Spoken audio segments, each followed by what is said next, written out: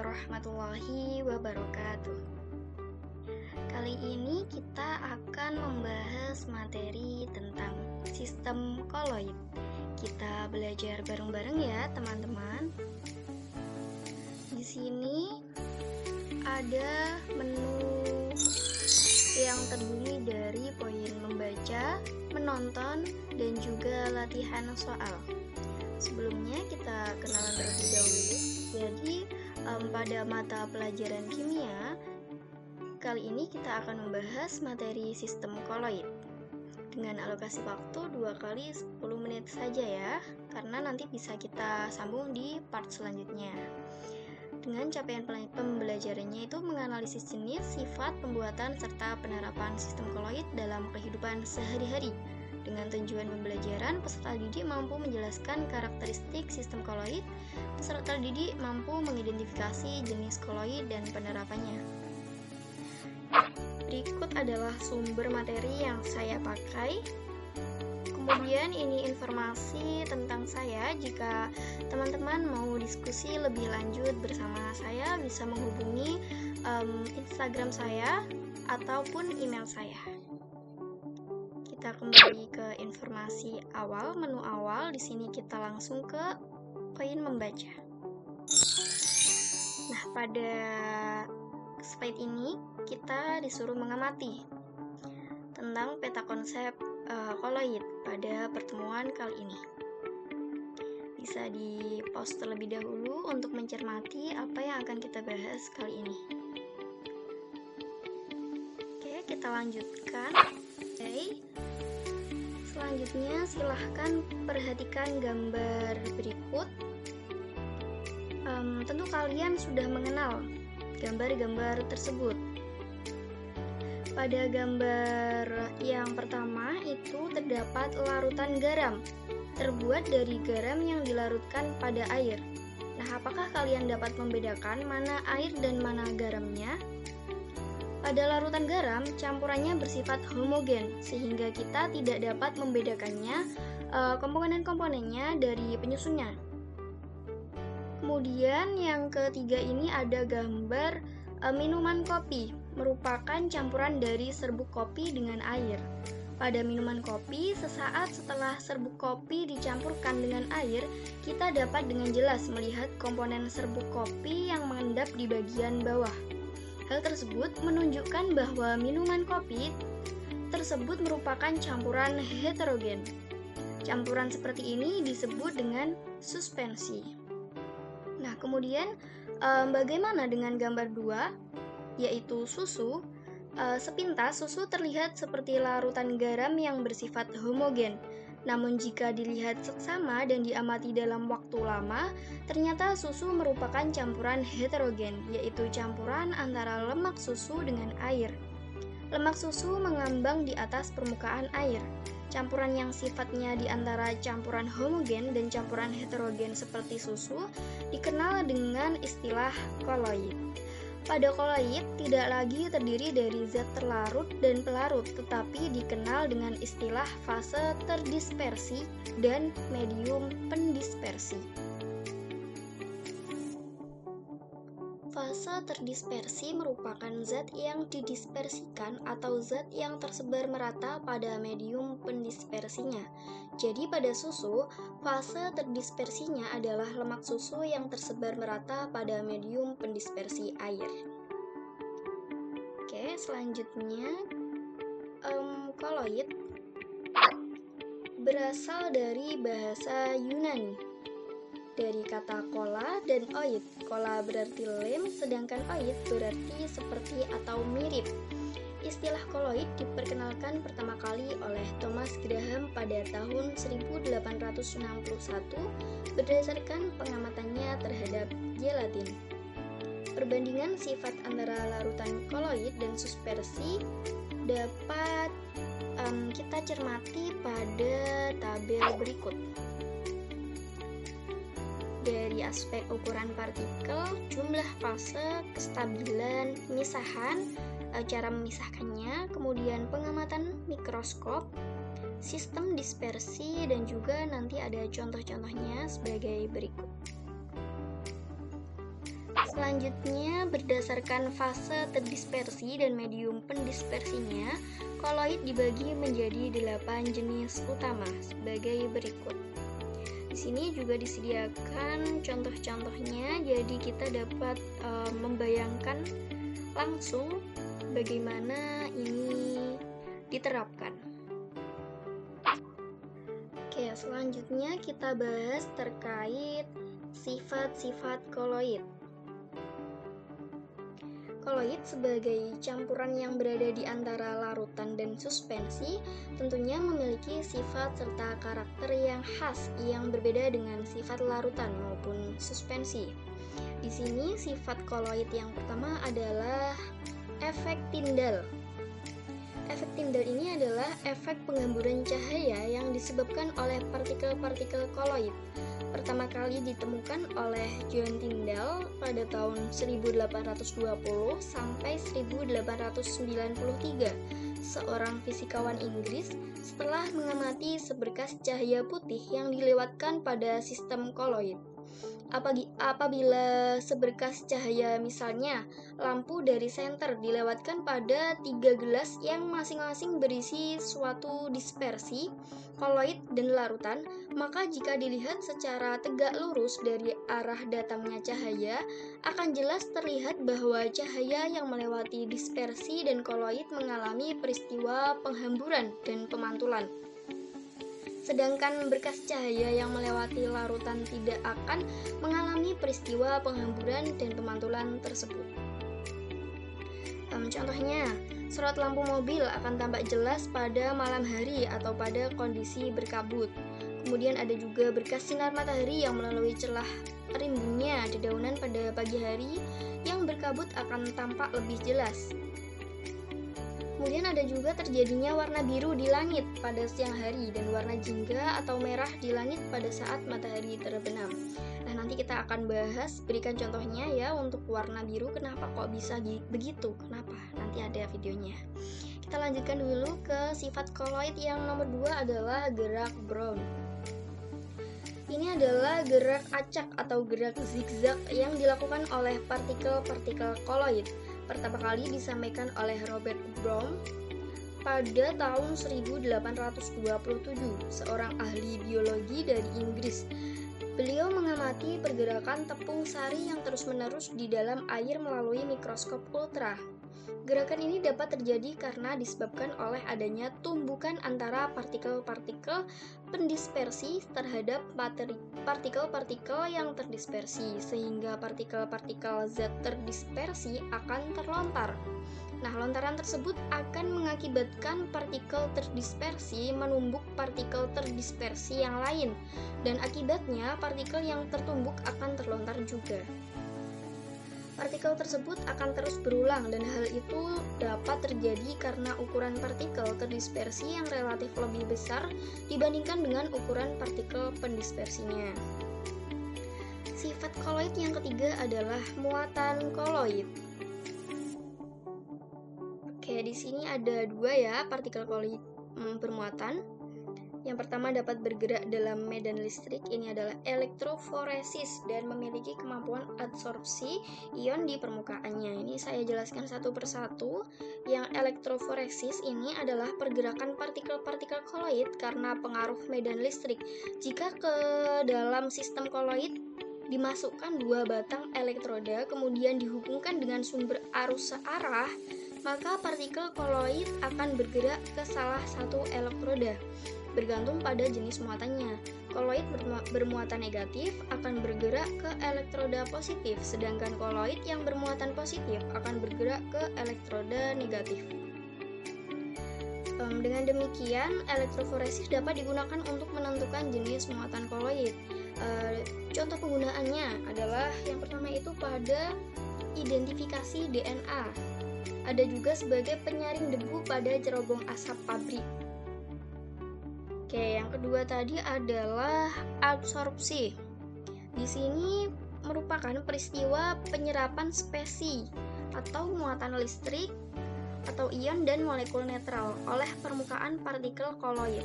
Peristiwa ini terjadi karena adanya gaya tarik molekul, atom atau ion pada permukaan absorben atau koloid. Kemampuan menarik atau menyerap ini disebabkan juga karena adanya tegangan permukaan koloid yang cukup tinggi, sehingga jika ada partikel atau spesi yang menempel akan cenderung dipertahankan pada permukaannya. Spesi yang diserap disebut fase terserap, sedangkan spesi yang menyerap disebut absorben. Jika partikel koloid yang awalnya netral mengabsorsi ion yang bermuatan positif atau kation, maka koloid tersebut akan menjadi bermuatan positif juga dan sebaliknya. Adanya peristiwa ini menyebabkan partikel koloid menjadi bermuatan listrik. Contohnya itu ada Sol FeOH3 netral dalam air akan mengabsorsi ion positif atau kation sehingga menjadi bermuatan positif. Kemudian contoh yang kedua ada Sol AS2SO3 netral akan mengabsorsi ion negatif anion sehingga menjadi bermuatan negatif. Contoh penggunaannya ini ada di pemutihan gula. Pemutihan gula yang terbuat dari tebu itu, gula yang masih berwarna dilarutkan dalam air, kemudian dialirkan melalui tanah diatome dan arang tulang. Zat warna dalam gula akan diabsorpsi sehingga dihasilkan gula yang lebih putih. Kemudian ada dalam pengobatan sakit perut yang disebabkan oleh bakteri patogen dengan serbuk karbon aktif atau notrin, kemudian digunakan juga dalam pewarnaan tekstil ataupun penjernihan air. Oke, kita bahas sifat koloid yang keempat, yaitu koagulasi. Oke, koagulasi disebut juga dengan istilah penggumpalan, yaitu peristiwa pengendapan partikel-partikel koloid sehingga fase terdispersi terpisah dari medium pendispersinya. Koagulasi terjadi karena hilangnya kestabilan untuk mempertahankan partikel-partikel koloid agar tetap tersebar di dalam medium pendispersinya. Hilangnya kestabilan koloid ini disebabkan karena adanya penetralan muatan ataupun pelucutan muatan partikel koloid yang mengakibatkan terjadinya penggabungan partikel-partikel koloid menjadi satu kelompok. Penggabungan ini terjadi karena adanya gaya kohesi antar partikel koloid. Jika ukuran agregat partikel koloid sudah mencapai ukuran partikel suspensi, maka terjadilah koagulasi. Begitu. Contoh-contohnya itu pada pengolahan karet dari bahan mentahnya dengan koagulan berupa asam format. Ada juga proses penjernihan air dengan penambahan tawas, dan masih banyak lagi. Kemudian sifat koloid yang kelima di sini adalah koloid pelindung. Nah, koloid pelindung ini adalah koloid yang bersifat melindungi koloid lain agar tidak mengalami koagulasi. Koloid pelindung akan membentuk lapisan di sekeliling partikel koloid yang lain. Lapisan ini akan melindungi muatan koloid tersebut sehingga partikel koloid tidak mudah mengendap atau terpisah dari medium pendispersinya. Contohnya itu adalah pada pembuatan es krim digunakan gelatin untuk mencegah pembentukan kristal besar es atau gula. Makanya biasanya itu es dengan gelatin itu sangat lembut. Kemudian ada zat-zat pengemulsi pada sabun dan deterjen. Kemudian ada juga butiran-butiran halus air dalam margarin distabilkan dengan lecithin, dan masih banyak lagi. Kemudian sifat koloid yang keenam yaitu dialisis. Di sini kestabilan suatu koloid dapat dipertahankan dengan penambahan sedikit elektrolit dengan konsentrasi yang tepat ke dalam koloid tersebut. Jika konsentrasi elektrolit tidak tepat, justru akan terbentuk ion-ion yang mengganggu kestabilan koloid. Untuk mencegah adanya ion-ion pengganggu dilakukan dengan cara dialisis menggunakan alat yang disebut dialisator. Pada proses ini, sistem koloid dimasukkan ke dalam wadah terbuat dari selaput semi-permeable atau kantong koloid dan dicelupkan ke dalam air yang mengalir terus-menerus. Selaput semi permeabel ini adalah selaput yang dapat melewatkan partikel-partikel kecil atau ion-ion atau molekul sederhana tetapi mampu menahankan partikel koloid. Dengan demikian, ion-ion akan keluar dari kantong koloid dan hanyut terbawa. Contoh penggunaannya itu dalam pemurnian protein dari partikel-partikel lain yang ukurannya lebih kecil. Kemudian digunakan dalam pemisahan tepung tapioka dari ion-ion cyanida, ataupun proses dalam pencucian darah bagi penderita gagal ginjal. Dan masih banyak lagi contoh penggunaannya. Kemudian di sini sifat koloid yang ketujuh atau yang terakhir ini adalah koloid liofil dan liofob. Nah, ini koloid kalau yang koloid liofil itu cairan menarik medium, dan liofob ini takut cairan sebagai tipe berdasarkan interaksi dengan medium. Oke, selanjutnya kita bahas terkait pembuatan koloid. Nah, koloid ini dapat dibuat dengan dua cara utama, yaitu yang pertama adalah kondensasi. Kondensasi ini merupakan cara pemperolehan koloid dengan jalan memperbesar ukuran partikel larutan sejati, di mana spesies molekul atau ion bergabung membentuk partikel koloid. Pembuatan koloid dengan cara ini dapat dilakukan dengan dua macam cara, yaitu dengan cara kimia seperti hidrolisis, substitusi, dan redoks, atau dengan cara fisika dengan penggantian pelarut, pengembunan ataupun dengan pengembunan uap. Di sini saya berikan penjelasan terkait dalam reaksi kimia ya. Yang pertama yaitu hidrolisis. Reaksi hidrolisis ini merupakan reaksi yang terjadi antara suatu spesies dengan air. Contohnya reaksi pembuatan sol FeOH3. Di sini FeCl3 aquos ditambah dengan 3H2O menjadi FeOH3 solid ditambah dengan 3HCl aquos. Kemudian pada yang fisika saya berikan contoh yaitu pada penggantian pelarut. Ini dalam pembuatan sol belerang. Sol belerang itu dalam air dapat dibuat dengan cara melarutkan belerang ke dalam alkohol hingga larutan menjadi jenuh. Selanjutnya, larutan jenuh yang terbentuk diteteskan ke dalam air sedikit demi sedikit.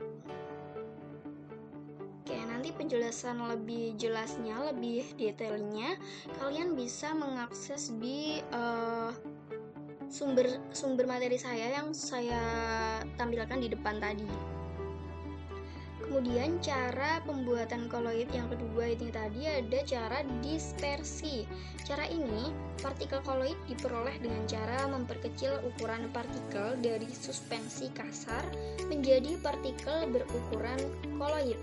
Pembuatan koloid dengan dispersi dapat dilakukan melalui beberapa metode, yaitu metode yang pertama adalah cara mekanik atau penggerusan. Kemudian ada peptisasi atau penghancuran endapan dengan cara pemeptisasi. Kemudian ada cara busur Bredig, ini adalah loncatan bunga api listrik untuk koloid logam.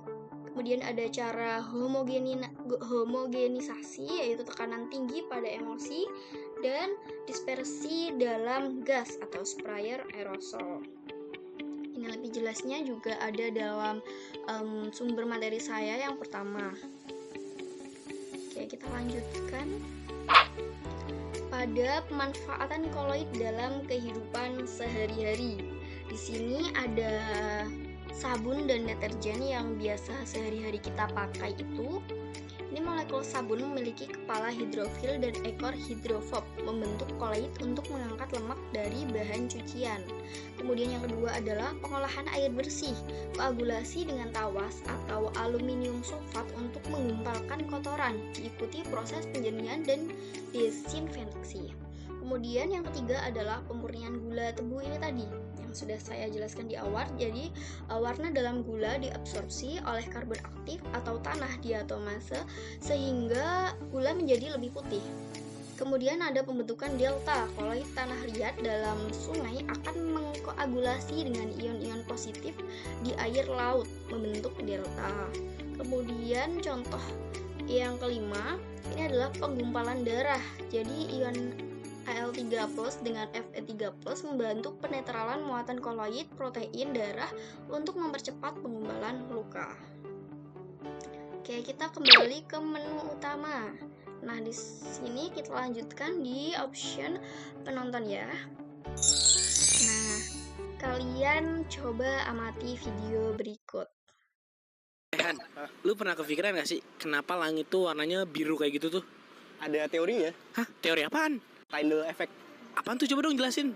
Jadi itu faktornya ada 3. Yang pertama itu sinar matahari, yang kedua itu atmosfer bumi, yang ketiga itu indera penglihatan kita atau mata. Sinar matahari itu yang mungkin kita lihat itu warna putih kekuningan. Sebenarnya sinar matahari itu punya banyak warna kayak pelangi, yang panjang gelombangnya itu berbeda-beda. Ada merah, hijau, kuning, dan lain-lain. Terus yang kedua, atmosfer bumi itu kan banyak ya isinya. Ada oksigen, nitrogen, dan lain-lain. Nah, pas sinar matahari masuk ke atmosfer bumi itu berinteraksi sama gas-gas itu. Terus cahaya itu menghambur kena partikel-partikel yang ada di atmosfer. Atau bahasa kerennya, cahaya itu mengalami scattering. Terus udaranya itu nyerap warna gelombangnya yang paling pendek, yaitu warna ungu dan warna biru. Warna ungu dan biru itu disebarkan karena mata kita itu lebih sensitif terhadap warna biru, makanya kita tuh ngelihatnya langitnya warna biru. Padahal kalau mata kita sensitifnya sama ungu, ya kelihatannya warna ungu. Nah, jadi dari video tersebut itu sangat menjelaskan bagaimana kok kita bisa melihat langit itu berwarna biru. Nah, itu adalah salah satu contoh dari koloid. Kemudian video yang kedua ini kita lihat dulu ya guys.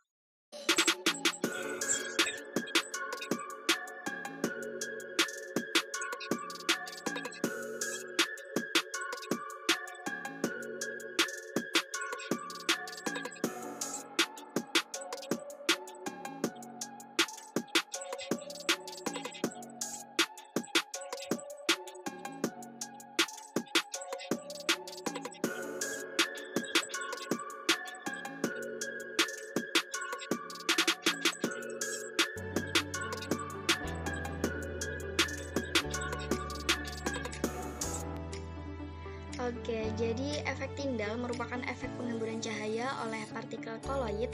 Efek Tyndall bekerja karena partikel-partikel koloid memiliki ukuran yang cukup besar untuk menghamburkan cahaya ke segala arah.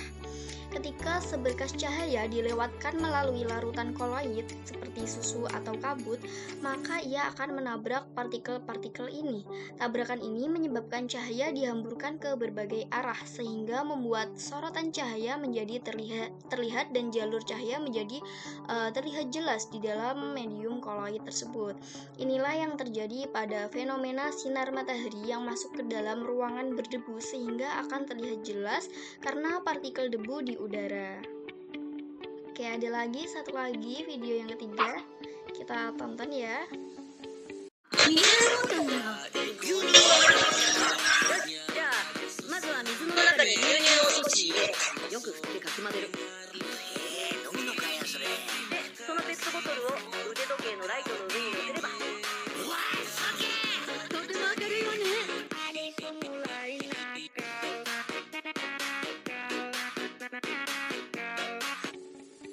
'Nah, sangat menarik sekali ya video tersebut, saya ambil dari TikTok.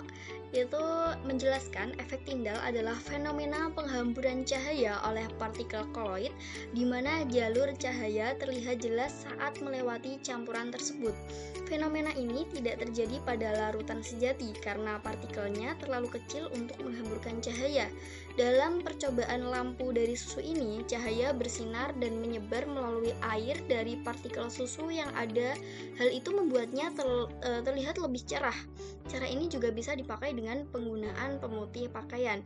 Jadi teman-teman itu bisa belajar melalui film atau video-video juga yang lebih menarik kita untuk melihatnya atau mempelajarinya tanpa kita jenuh membaca buku. Di dalam Detektif Conan itu sangat banyak sekali hal-hal yang dapat kita ambil pelajarannya. Contohnya adalah pada efek Tyndall ini. Gitu. Oke, kita lanjutkan. Kita kembali ke menu awal. Di sini terdapat latihan-latihan soal. Teman-teman bisa mungkin bisa mengerjakannya terlebih dahulu atau bisa langsung menjawabnya. Oh, saya sudah tahu nih yang ini gitu. Bisa. Kalian bisa hipotesis terlebih dahulu ya. Nanti bisa kita bahas di part selanjutnya ya mungkin ya. Karena di sini sebenarnya juga sudah ada pembahasannya di icon ini, tapi saya tidak mau menjelaskannya sekarang biar teman-teman bisa latihan terlebih dahulu dari materi yang sudah saya sampaikan sebelumnya. Di sini ini adalah latihan soal yang kedua, latihan soal yang ketiga, dan ini latihan soal yang terakhir. Oke. Sebagai penutup materi pada hari ini, koloid tetap stabil saat tersebar, begitupun mimpi akan tetap hidup jika terus kita ikhtiarkan dengan sabar. Nah, semoga materi hari ini bisa memotivasi kalian untuk belajar lebih giat, bisa dalam video-video yang sudah saya berikan sebagai contoh untuk kalian belajar lebih asik lagi, ataupun bisa dari scroll tapi yang kita bisa kita ambil itu materinya biar lebih terrealisasikan gitu. Jadi belajar tuh bisa dari segalanya teman-teman. Yang penting kita harus bisa menyaring apa yang kita tangkap itu. Gitu ya teman-teman. Oke, terima kasih telah mendengarkan atau menyimak video pembelajaran kali ini. Saya sangat mengapresiasi kalian untuk semangat belajar terus. Oke, itu saja dari saya. Kalau kalian suka dengan video penjelasan kali ini, boleh like, comment, dan subscribe untuk mendukung saya agar tetap mau untuk mengupload atau menjelaskan video-video materi lain, agar memotivasi saya juga kalau saya tuh didengar gitu teman-teman. Semoga pembelajaran kali ini bermanfaat untuk kita semua. Terima kasih. Wassalamualaikum warahmatullahi wabarakatuh.